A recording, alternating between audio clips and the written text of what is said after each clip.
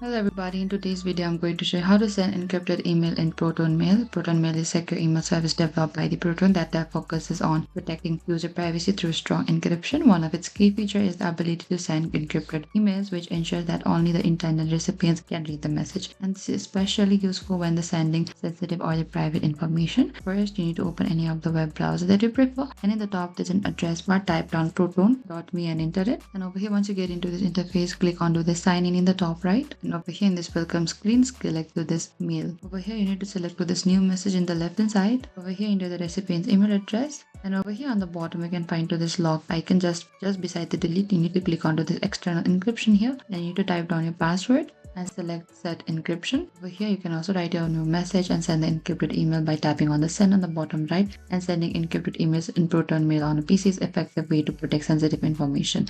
And that is it. This is how you can send encrypted email in Proton. If you have any queries or confusion, please comment down and we will reach out to you very soon.